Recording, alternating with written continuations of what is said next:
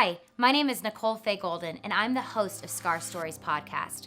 We all walk through seasons of brokenness, and it's so easy to buy into the lies that we're alone, forgotten, weak, and too far gone. But here's what I want you to know. We all have scars, and so we all have stories. I'm really hoping these interviews resonate with you and that you walk away knowing that you aren't alone, you're never forgotten, you are strong enough, and there are always second chances. Thanks so much for tuning in, and welcome to Scar Stories. Hi, everybody. My name is Nicole Golden, and thank you so much for joining us on Scar Stories. And I am inwardly freaking out right now. I'm going to try to keep myself together, but we have an incredible special guest with us, Jennie Lusko. And Jennie, I am just so excited you're here with us today and get to share a little bit about your story. So thank you so much again for taking time out of your crazy schedule to be with us. It's such a blessing. Oh gosh. Well, thank you so much for having me. So great to get to be here with you today. And I recognize that couch. That's the couch from, Hey, it's the Lusko's podcast. Yes, this is a famous couch. I love it. I love it. I'm honored that the couch has made an appearance. Anyways, it's like the Friends couch. Like, I'm like, I know that couch.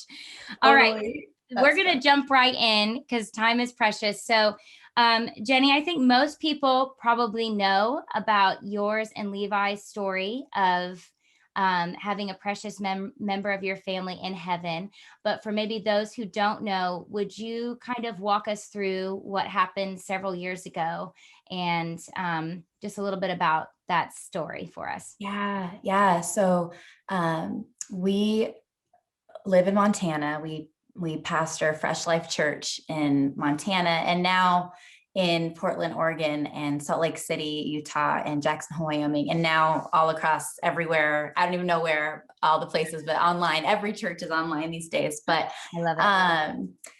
But yeah, so we planted Fresh Life from the tiny little seed of 14 people in a room above a bar in 2007, and at that point, we had just moved from Southern California, and it was January, and it was literally like the coldest month of the year in Montana, which we didn't know that that's the coldest month of the year. Yeah. So I think a lot of the things that we didn't know actually was helpful to not know, because we just kind of trusted God, and we just kind of learned the hard way in a lot of things. But so when we moved here to Montana, we had our oldest daughter, Olivia, and she was 15 months old. And I didn't know that I was pregnant with our second daughter, Lenya, when we moved here. And literally a week after we got here, I realized that I was pregnant again. And so you're like, what Lenya, a welcoming party. It's the coldest month of the year. You're pregnant. You just moved. You're like, this is great. Thank you. Yeah, it's perfect. Yeah, exactly. And so that year, Lenya was born in September of 2007. And kind of like when we first planted the church, we kind of committed unofficially, we kind of committed to 5 years. Yeah. Because we figured 5 years would be a good enough commitment where we could go through hard stuff, go through good stuff, and then look at 5 years and see like, okay, is God moving? Is this where he really wants us? Should we move back to California? Olivia will be in kindergarten, and it'll be as if we never left. And so so we kind of committed to 5 years. And after 5 years, we had 4 daughters. And three or four daughters. God was just moving and building and doing a work that, I mean, could only be in our wildest dreams of reaching people with the gospel, and marriages restored and lives changed. And we're just honestly kind of seeing God like unroll thing after thing after thing. That's like, okay, he's obviously doing something, and it's beautiful, and we can't believe we get to be a part of it. So 5 years go by. It's 2012. Yes, we did have 4 daughters. And that year, honestly, was such a beautiful year. So 2012, our youngest daughter, Clover, was born in January 2012. And then I was looking even back in my journals, and I read just how God was like doing such a deep growth in me. I remember writing like that I had learned so much in a year's time in 2012, I felt like more than in my whole life. Like I just felt like it was a year of depth and growth and just like, whoa, I'm just seeing the growth. Cause there's so many times where like you look at your life and you're like, I do not feel like I'm growing right now. I do not feel like I'm thriving. But then there are those moments where it's like, oh, I actually feel that growth. Like I feel God strengthening me. I feel patience growing. I feel these things. And so that was kind of that year. So then December comes around in 2012 and we're getting ready for Christmas. And obviously church planters, church people, like Christmas time's just crazy because you're Super Bowl planning all the things. Yeah, exactly. You're planning all the things. And even in the week leading up to Christmas, there was just like staff party and getting ready for just meetings for the new year and just all these things. And so Thursday, it was December 20th. And my husband had been studying all day for his Christmas Eve message. And that whole week, we, as a family, like it was just busy. So we just kept saying, okay, you guys, I know it's crazy right now. And our oldest was 7. Lenya was 5. Daisy 2.5, and then Clover was almost 1. So I mean, they're little, but like mostly for Olivia and Lenya, we were saying, you guys, it's so crazy, but we're gonna have Friday family day. And that was kind of our rhythm back then. Was Fridays were our days off. We would unplug, we would hang out with the kids. We would just they would come up with a list of things that they wanted to do. And so that day we planned for that Friday to go ice skating, and Levi was going to take Lenya Christmas shopping for her sisters. And then we were going to have like a fancy dress dinner out with the girls. And so we were just like looking forward to that day so much because of the craziness, because Christmas was coming and Friday was just going to be that like chill day and fun day with family. So Thursday, Levi's working so hard getting his message done. He finishes it. The girls had a birthday party that we went to. We watched them. We went to the movie theater. Then I dropped my kids off at my mom's house and didn't even really get to like say bye to the kids. Cause you know, those times where it's like, I just need to like quietly leave or everyone's going to freak out. So I'm like 100%. Literally tiptoeing out of the door, like just like see them and I'd leave. So then Levi and I had a date night. That was kind of our rhythm back then too, of Thursday night date nights. And so we had like a stay-in date night and we had a meal, and then he was watching a movie while I was wrapping Christmas presents.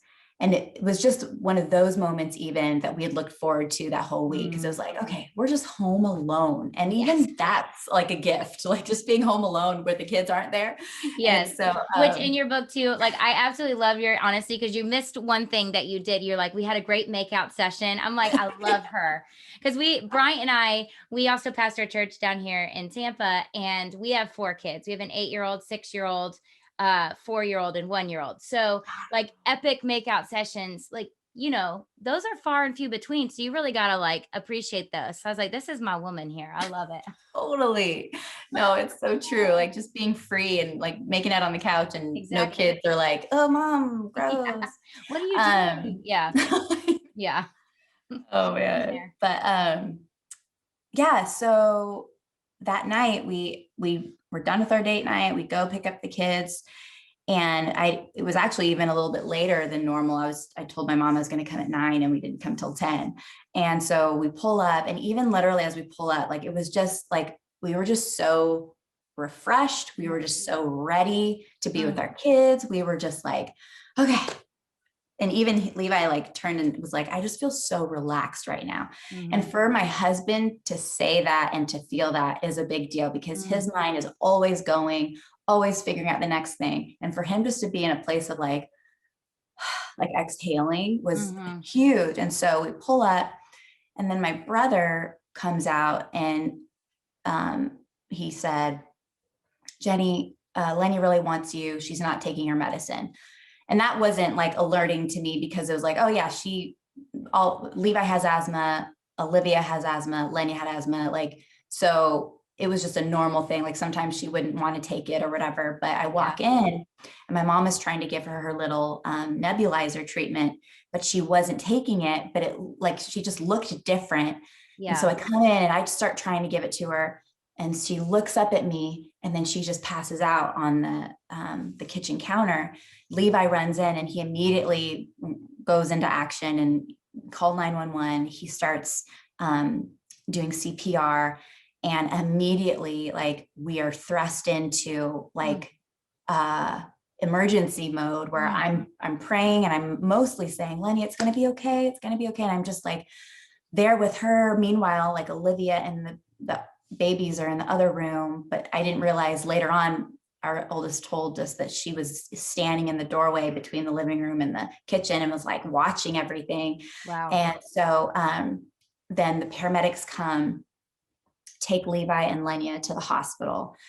And then my brother drove me to the hospital a few minutes later after I was like sitting wondering what I should do because I'm holding my babies, holding Olivia and saying, it's going to be okay. It's going to be fine. We're just praying that Lenny is going to be okay. And then I didn't even know if I should go to the hospital. I don't even know. And so my mom's like, you go, I'll take care of the babies, you go. And so my brother brought me to the hospital and Levi and I are literally sitting on this tinier than this couch. And the doctor comes in and I mean, literally, like you see it in movies all the time, but when you see it happening to yourself and it's like, everything's blurry and for us to have just been in a place where we're like ready and we're rested and we're relaxed and we're excited and we're hopeful for the next day. Like, and then all of a sudden, like literally 180 and the doctor's coming into the room, sits down and is like, I'm so sorry, Mr. and Mrs. Lusko, there's nothing more that we could do.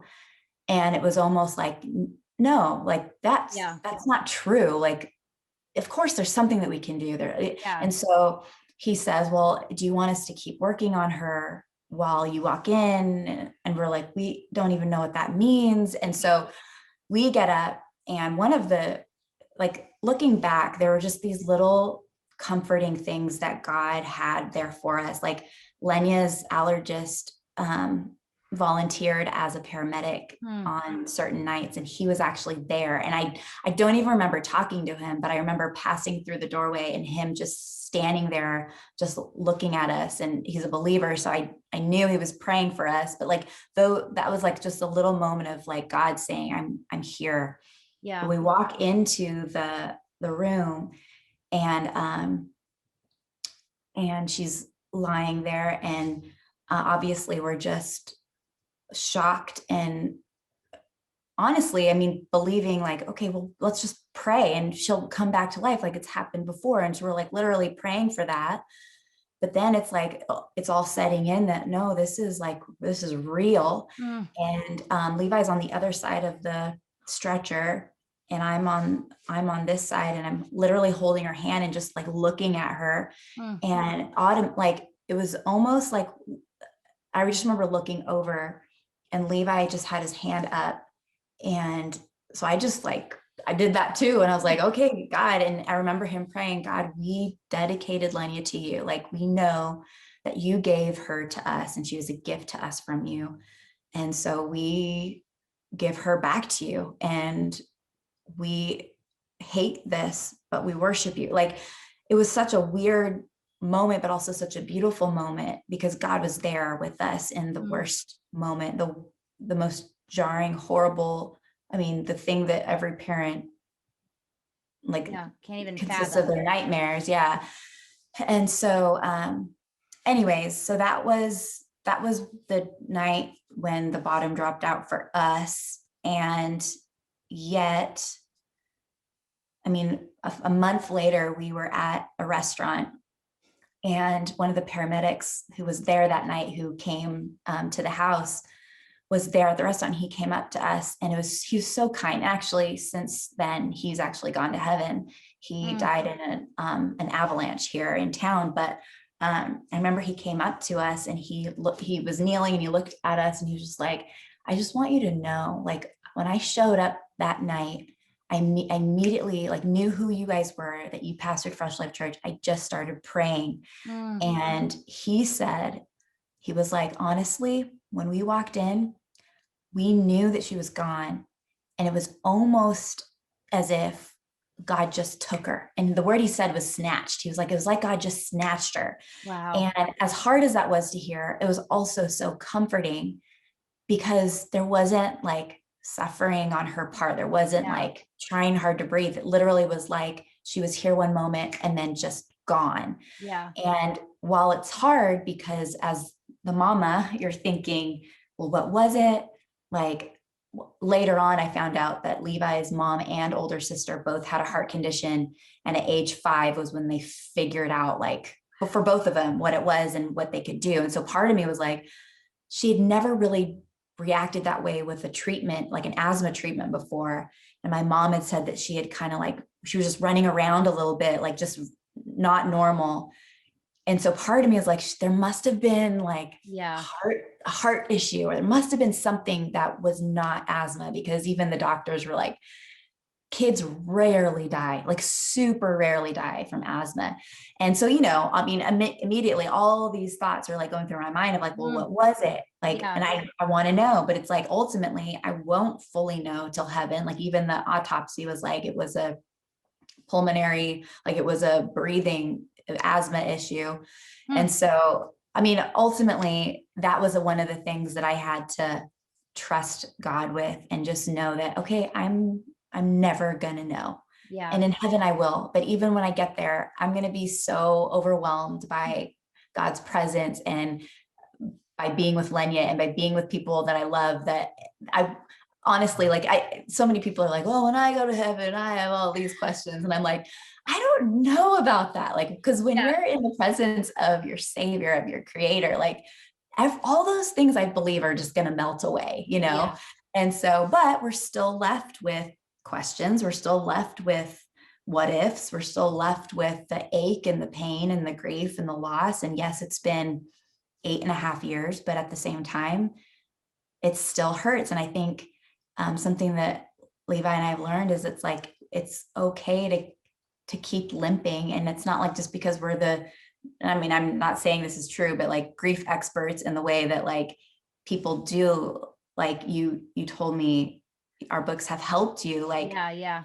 that's amazing. But it's still like people who have grieved still grieve, but there's just God, we feel like God's made us stronger in the midst of it. And so anyways, God is so near to the brokenhearted, and we experience that truly on our darkest day, and even in the days. And I mean, the next day when we woke up and we had all fallen asleep in our bed, like literally every single one of us, and we woke up and it was almost like we had been punched in the chest again, because you wake up and it's like, Was it a bad dream? yeah, it's like you realize, and that's almost like another like gut punch, because you realize it's real, and then you're facing all that stuff again. So all those days after, and then months, and then years, it's like God has been so faithful all along the way. And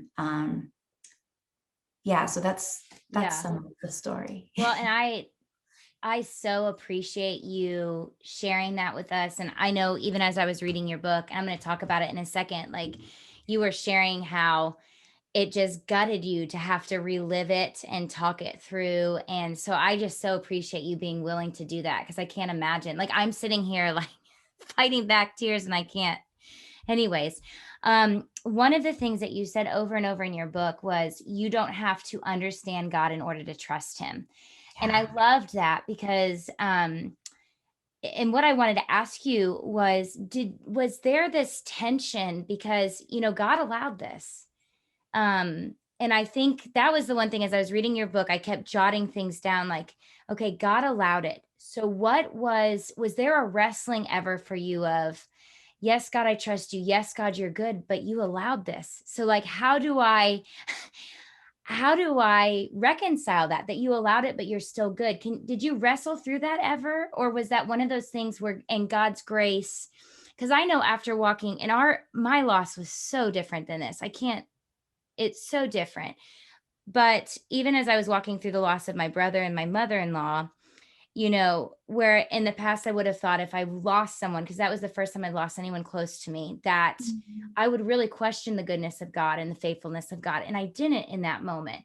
So, um, there's been other times less severe that I have, which is weird. Isn't it funny? Like I the big things know. that you think you would question God's goodness, you don't. And the all like the smaller things. So was that something you wrestled with? Like God allowed this and yet he's good. Was that a wrestling for you? Yeah, I mean, I would say, I think Levi probably wrestled with that more so, but there were definitely times where I just had a hard time. Like, I just don't understand. I don't get it. I don't see like why, what. But Yeah. then it was almost like immediately coupled with, but I trust you, God, because Mhm. I mean, you're good. You've never let me go now, and now's not when you're gonna, it's like, Yeah. Yeah. and kind of the whole idea too of like, it can be so easy to run away from God in our deepest pain because of all the questions we have and the doubts we have and the struggles and whys and questions. But I mean, truly, and what Levi and I experienced was that like God is the only one who Mm, knows our deepest pain, who mm. knows our deepest aches, who like literally knows everything. And he can handle our doubts. He can handle our questions. He can handle our anger. He can handle Mm.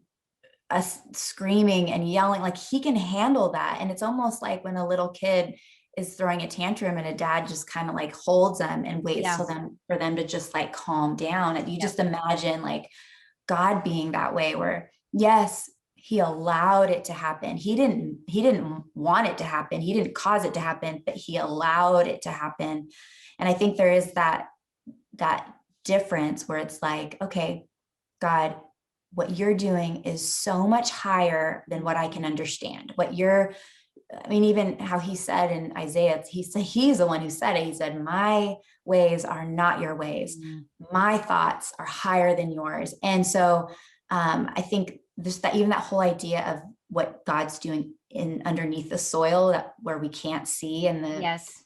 the beauty and the growth and the depth that's happening where we have no idea what's going on that throughout, I mean, my whole life, but even just specifically in these last 9 years where it really has forced me to come to a point where it's like, okay, God, I don't understand this. I don't understand what you understand. I don't understand what's going on at a deeper level, but I trust you. And so Yep. I think that came easy to me, but there was always that tension and always, and I think even just the feelings of like, okay, so Lenya's 5, and this was really towards the beginning when she first went to heaven, but like she's 5. What does that even look like in heaven? Like, yes, the Bible says to be absent from the body is to be present with the Lord. But like we've spent, and she had a bunch of allergy issues, hospitalizations, asthma, like so much where like I literally spent her whole life like caring for her, making Yes. sure she was healthy and okay and all that stuff. And so Yeah. then to all of a sudden, when she was like deathly allergic to chicken. And so I even had stopped cooking chicken in our home because I would cook it for Levi and the kids, but then even it just being in the air would give her like wheezing and everything. And so like, so literally in a moment, like everything that I had been doing Mm. is like stopped. But then it's like, okay, well, who's watching her? Like, Yeah. who's in heaven? Like, there's so many people in heaven. She's just lost. And those kind of things that kind of like are silly, but also real. And it's going through your mind of like, well, what does that even look like? Yeah. What does heaven look like? And honestly, um, like we read book after book trying to have some comfort of something. There was one book that I always forget what it's called, but it was one of the ones that really ministered to me. But it's about kids going to heaven and babies dying in the womb. Mm. And it was actually really powerful because there was a simplicity of like babies going straight to heaven. And that was super comforting. And then there was another one by Johnny Erickson Tata called Heaven, Our Real Home. And that one was actually the most comforting of them all because it was like real biblical, like heaven and where she is. And so, but like you said, it's been really amazing to have like my husband's book, Through the Eyes of a Lion, be that source for people. And so many people have said, like, all the grief and the pain that I was going through, it was like you put words to it, and it helped me actually move forward. And I'm so grateful that Levi was obedient to write that, because I know that it's helped so many people. And so, well, and yeah, definitely. you even said, like, when I read that section where you talked about, oh good, I'm glad you're drinking coffee too, because I'm over here like chugging my coffee. I'm like, am I the only one?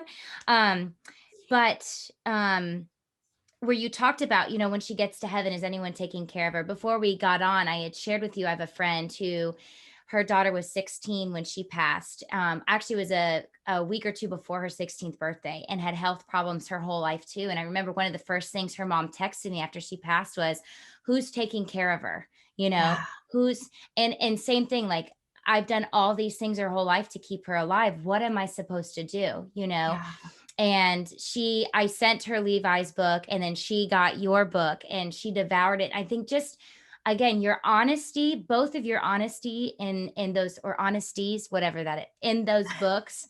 I think because people who have lost children specifically, I mean, it's so unnatural, right? And I to know what to do with your thoughts and your feelings. And I love too how you just said there's a difference between God allowing it and God causing it.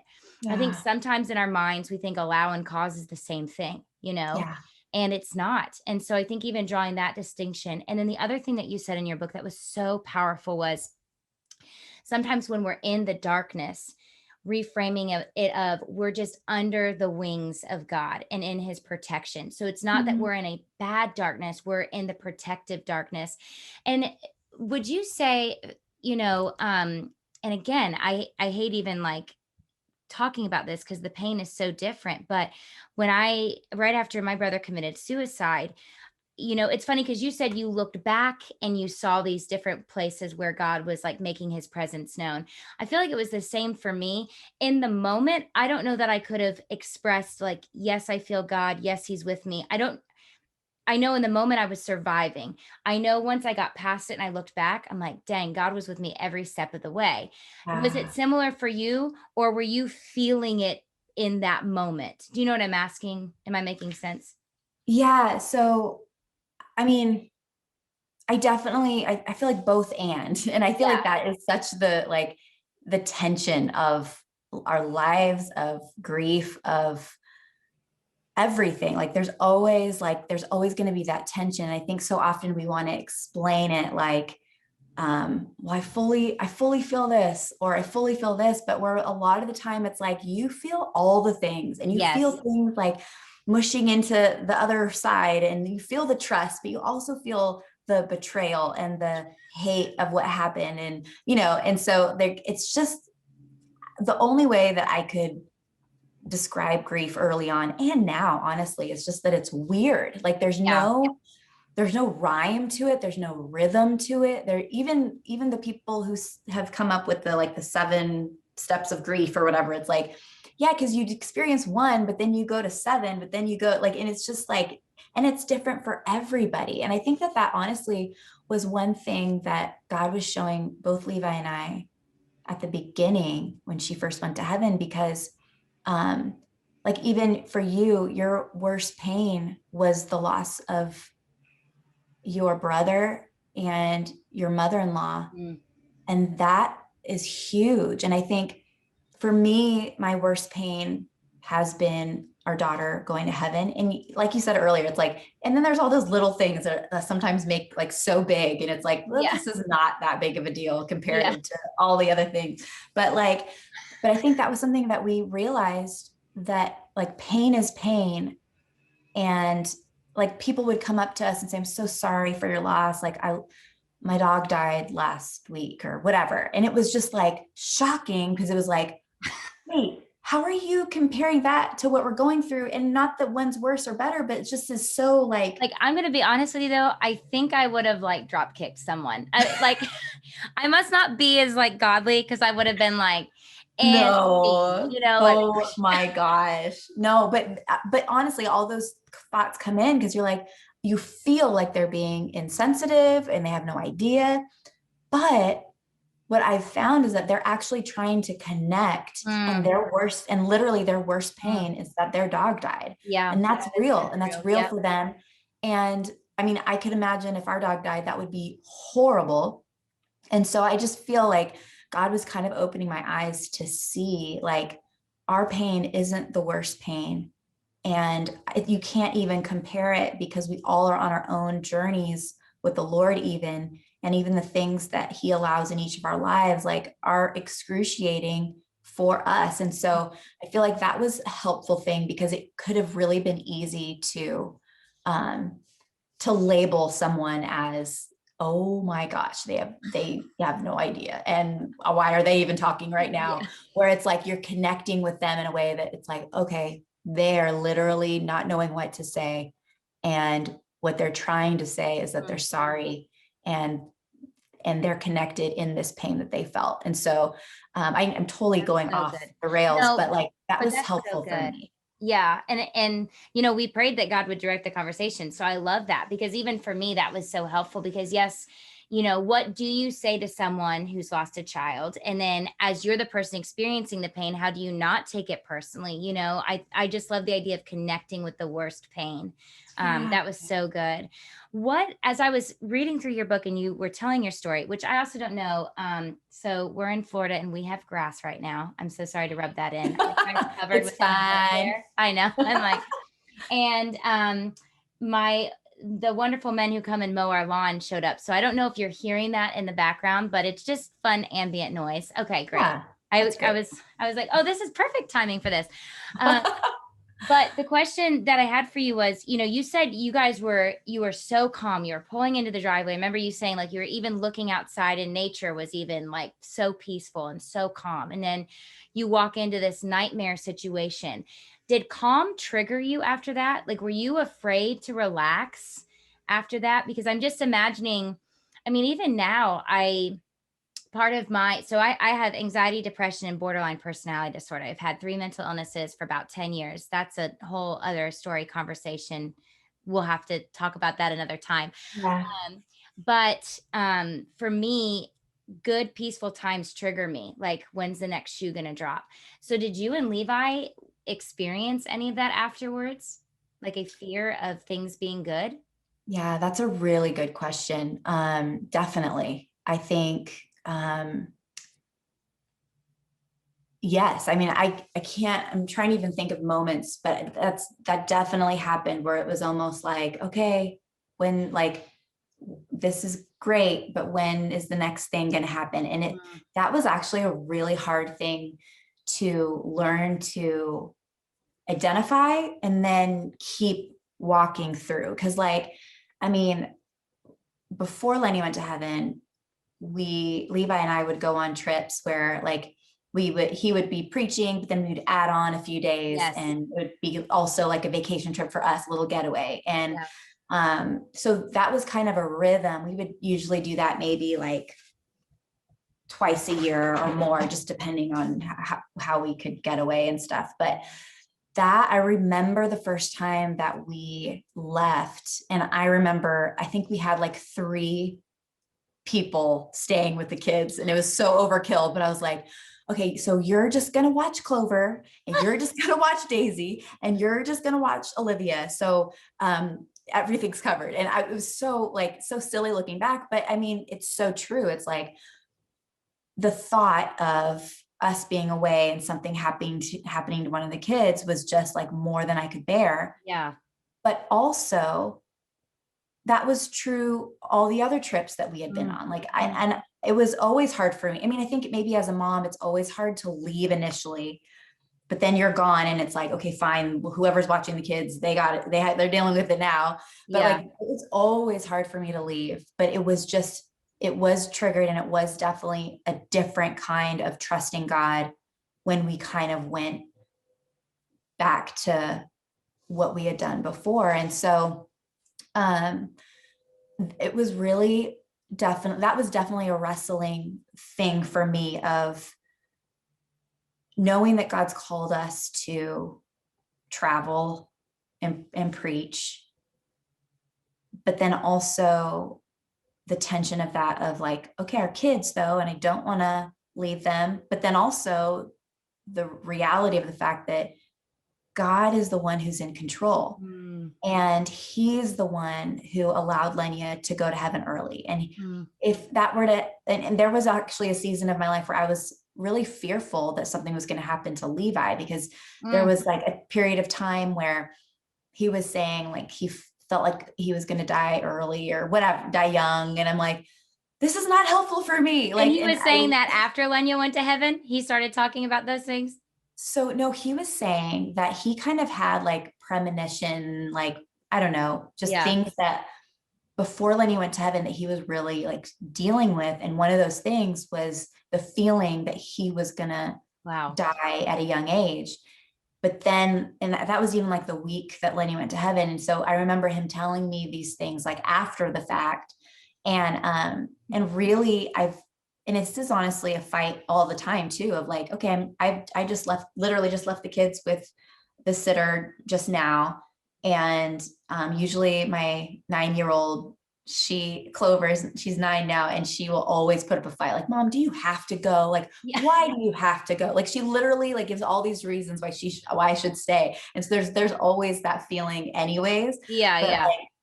But knowing that, okay, I'm doing what God's called me to do, of being their mom, of being Levi's wife, of being a leader in this church. And I have to trust God, and I have to trust that his timing is perfect. And I have to trust that he loves my kids and takes care of them better than I can. And so, yes, I'm going to do everything that I can do, but I can't worry about the things that are out of my control. And so I think that is a fight also every time we do go on a trip or whatever. Like, that is definitely something that I'm like, literally, okay, God, I trust you. And this is really hard to leave, but I trust you with this. And so I would definitely say that is a true statement, that calm times are just like, you're almost like suspicious. It's like, whoop. It's like when your kid is like being quiet in the other room, and you're like, oh, what is going on? Quite right. 100%. But it's like not having a negative like suspicion, but having a faith-filled suspicion of like, okay, God, I know you're up to something. And I'm feeling this feeling now of, what if something bad happens? And so it's almost like, okay, what if something does happen that's bad? What am I going to do? I'm going to trust you. And I'm going to keep trusting you, because I don't have control over my life or over my husband or over my kids. So I think that's just a constant trust issue, honestly. 100%. And I think like, it's funny because my husband, his brother went home to heaven when my husband was 17, his brother was 27. And his mom would share the story about how leading up to that, God was constantly like, do you trust me? Do you trust me? And she had about a month-long wrestling with Jesus of like, yes, I trust you. Why are you asking me this question? And then Chris went home to be with Jesus, and his mom was like, she understood why she'd had that wrestling for a month. And I remember like all of us after that, we're always talking to Mom about like, okay, I think God might be asking me to trust him. Like, why, and like just all this fear of like, why is he asking me to trust him? I trust you. No, I don't, all the craziness. And I mean, God must laugh at us, but just clinging to those verses and scriptures, like God has given us grace for this moment. And that's something I've learned in counseling, even with my anxiety and depression, is like the power of grounding yourself to the moment. If you're not living in the moment, you're going to miss all those memories from the moment. And God hasn't given us the grace for the future yet. And so should he ask us to walk through something, he'll give us the grace for that, but he's giving us the grace for this moment right now. That's so good. But I love what you said about like faith-filled suspicion. That's so good.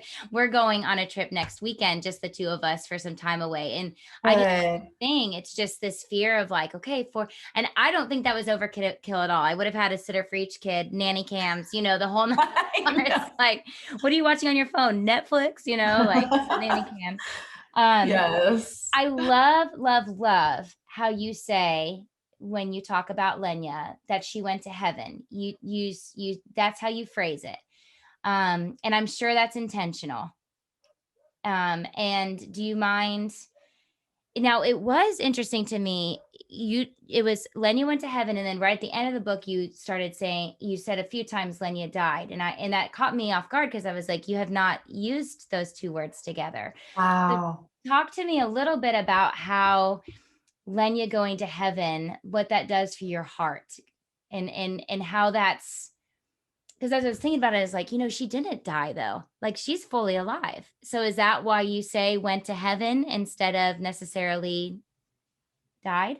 Yeah, that's such a good question. And that's so funny that because that wasn't really intentional. I remember throughout the whole writing process, like I didn't want to say the same phrase, like oversaturate it. So I mean, we always say Lenny went to heaven. That's like what we say in our verbiage, so to speak. But like, I was always trying to figure out different ways to say it. But that's so interesting that it wasn't until right at the end, like in the last couple of chapters. And I didn't feel like it was oversat. I loved it because I think for those of us who are believers, who have, family members or friends that go to heaven that are believers, it's such a great way to rephrase it. This is not the end. We will see them again. And I want to ask you more about that in a second, how you guys count down that, or you count up the day, and we'll get there in a second. But just the specific choosing of those words, I love it. Yeah. Well, because it's true. It's like both are true. It's like, yes, she did die, and her body is in the ground. Like, so the Lenya that we held and knew and loved and I gave birth to, like that seed did die.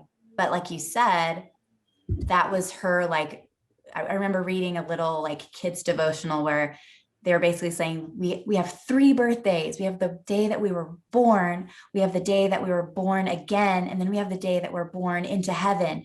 And so like, which was just a sweet way to put that for our kids even. Yes.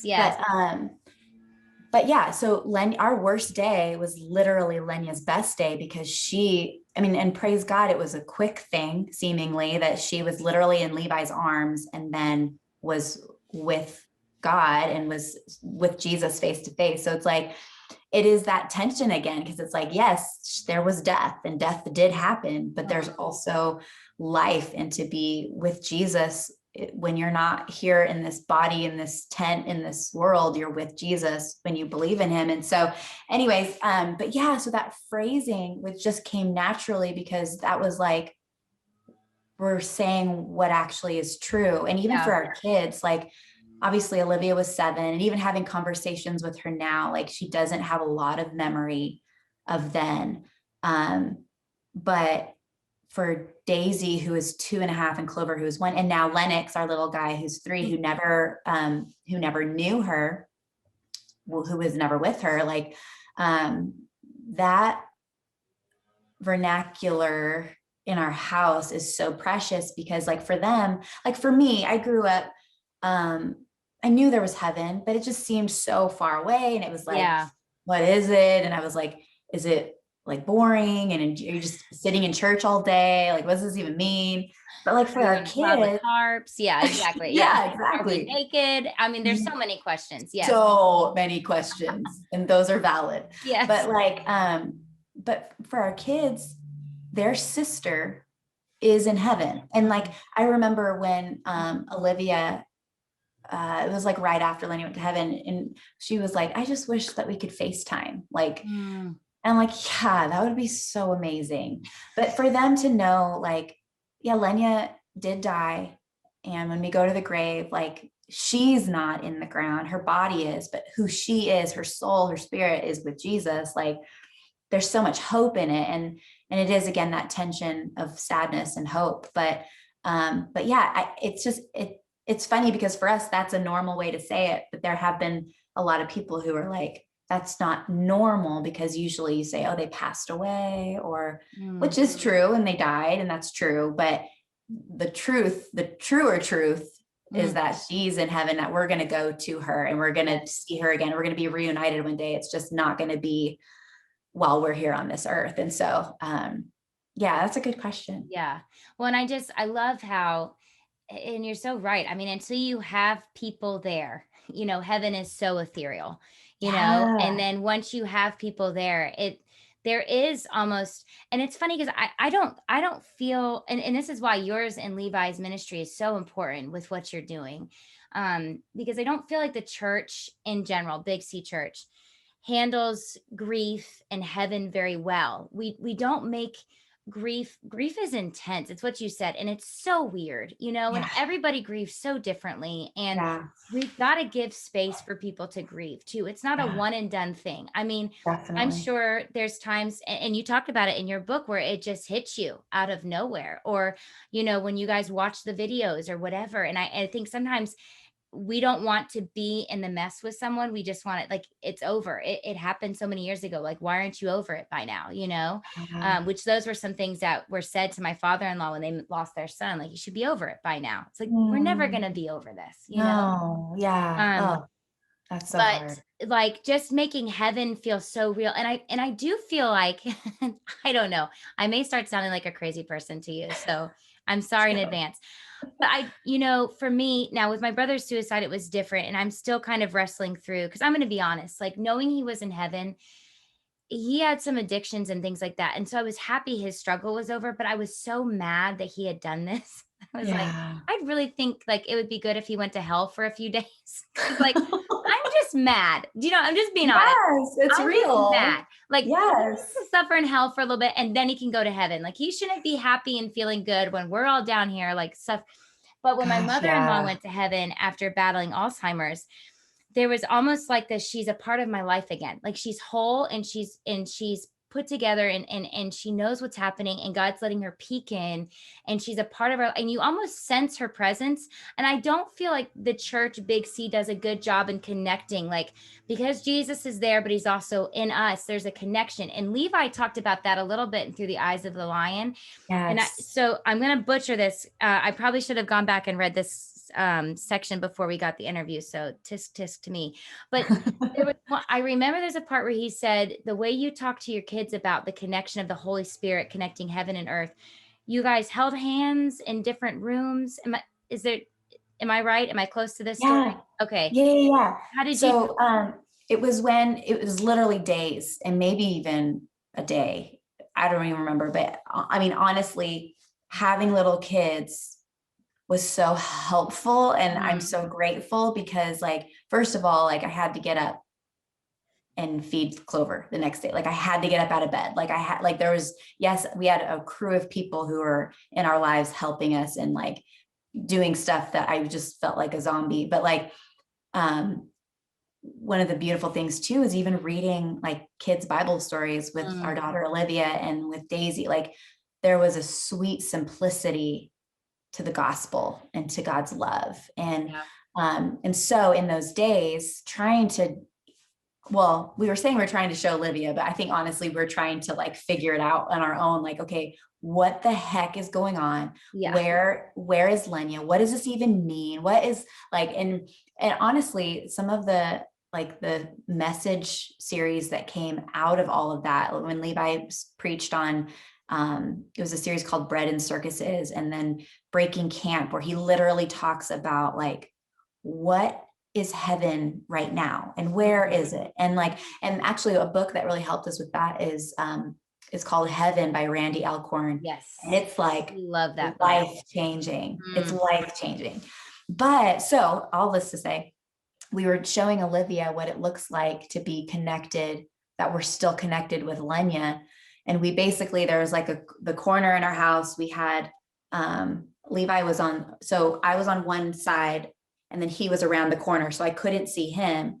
But we had Olivia stand at the corner and hold Levi's hand and hold my hand. And so I couldn't see Levi and he couldn't see me, but because of our connection to Olivia, we were connected. So it was that kind of that whole idea of, like, okay, Jesus is in me and Lenya is with Jesus. So we're actually nearer than it seems. And even just the idea of heaven, and even in the Bible, where there would be heavenly moments where it was almost like the veil of a person's eyes was unveiled, and they could see like heavenly armies with, it was like, it was just right there. And so I think heaven is nearer than it seems. It's not so, like, light years away, as much as it seems like, even from what the Bible is saying, like that it's nearer than what it feels like. And so who knows? And honestly, like, and it might be controversial for some people, but like I read The Shack when I was pregnant, when I had just had Daisy. So I would like be nursing her in the middle of the night and just reading this book, and I'd be weeping. And it was just like, it really impacted me. And So honestly, yeah. right when, after Lenny went to heaven, those images from that book just came to my mind, of like picturing Lenya in heaven, like when the dad like could see through the water fountain, or the glass or whatever, and he could see her like in fullness of joy and loving it. And like I could just picture that so vividly because of that book. And that was actually really just a helpful, even just like, oh yeah, that totally makes sense. Like she's living the life right now. And the sad thing is, like what David said in the Bible, is that she won't come back to us, but we will go to her when God's timing is for us to go to her. So anyways, I love it. all that to say. And you guys always, and you don't count like it's been this many days since we, lost her. It's this many days till we get to see, we're this many days closer, right? That's how I love that. I know. So Levi wrote about that in his book, and I love that so much. And it's interesting because, like, for a long time, like on every journal entry I would write, 2000 days since I last saw her. But then I would remind myself, but it's 2000, so whatever days till like closer to when we'll see her again. And so even just that perspective of like, okay, yes, it seems like we're getting further and further and further and further from her, because we don't have new pictures, we don't have new videos, although we have so many, which I'm so grateful for. But like, we just have Lenya in our minds till she was 5. Like now she would be 13 now. And so even picturing like her and Olivia, and even watching Olivia's grief, like she has friends who are sisters that are like 2 years apart, just like her and Lenya were. And you just see like the ache and the grief and the pain that she's walking through now, these many years later. And then I also wondered about that. Like, did she, I'm so sorry to interrupt you. Oh, no. And that's her story. So I don't want to, and she's old enough to tell it. So I don't want to infringe on her story, but as a parent with her, was, she was young, but she was old enough to remember. Was there any sort of like grief counseling, or like just her being constantly open with you and Levi? I know you guys are big about being in community. So do you mind sharing, just as a parent, some of the things like that you've put into place to help her kind of process some of that? Yeah, that's so good. Yeah. She definitely had, she was 7. So, but I remember her telling me that she felt regret and guilt because that night she was like, Lenya, you can't play with me, blah, blah, blah, blah. Like, classic sister stuff. Yeah. But to answer your question, like, we were very much like, we would talk about everything, but then we also had, what's so beautiful about being planted in the local church and having community is we have a really good friend who lost her sister and her dad and her mom. Wow. And she's just been in our lives. And so she would take Olivia and talk with her. And she had helped her make this little like Lenya book, and with video, with pictures and stuff. And so like, that was super helpful, even just not being the only ones that she talked to. She has had counseling, even just recently too. But yeah, that's so hard, because you just imagine, even if as a mom, you just imagine, what is that going to look like for her? But on the other side of it, it's like, wow, what does God have for her? And what plans does he have for her? And how am I like partnering and praying and like pushing her to all that God has for her? And so it's that both and. It's like, oh gosh, I hope she's going to be okay. But then it's like, oh, she is. And God probably has something amazing for her. So it's like just that both and. But yeah. But I think it's good. I think it's good.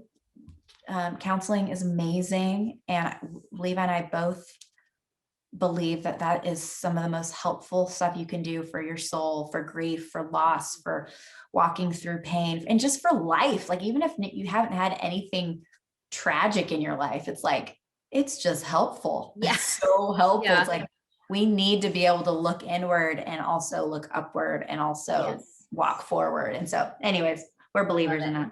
Well, my counselor always says, he's like, going to counseling is like taking your car in for like a routine checkup. It's annoying, it's costly, but it's so necessary, you know? Yes, that's so good. I know I tell people that all the time, is like, even if you think nothing is going on, like, you're human, there's still stuff that you don't realize, like, you've processed, or you're, you know, you have these weird habits or whatever. And like, it's just good to go in and kind of figure out why. And so I have so many more things to ask you, but our time is up and you are a busy woman. I need to tell everybody, this is going to be backwards on my screen.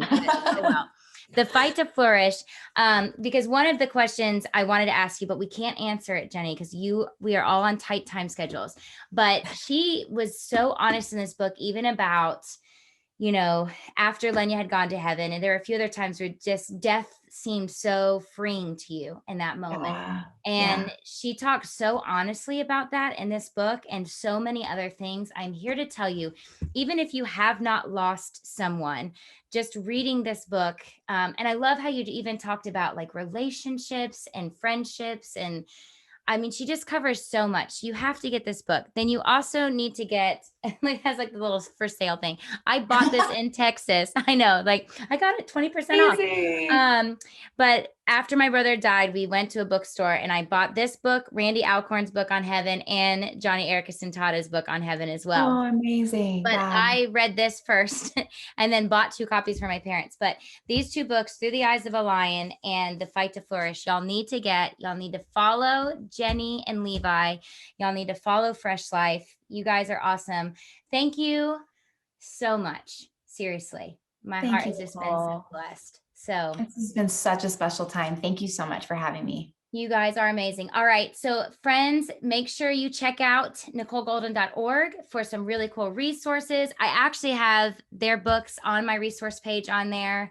I feel so weird and stalkerish, but I have their social media links on there too. So you can follow them, find them easily. You're like, woo, okay. Jennie's going to get a restraining order from me. But anyways, so make sure you guys check out NicoleGolden.org. Thanks so much for joining in, you guys. Thank you so much for tuning in to Scar Stories podcast. We all need places where we can feel seen, be safe, find connection and resources. I would love to connect with you on social media at Nicole Faye Golden. I also have a website with a ton of resources and a free 7-day Praying Scared prayer journal at NicoleGolden.org. Thank you for tuning in. I'd love it if you shared this with your friends and if you left a rating and a comment. And I look forward to seeing you next time as we delve into mental health, parenting, family, and so many other issues with a lot of my friends. We'll see you soon.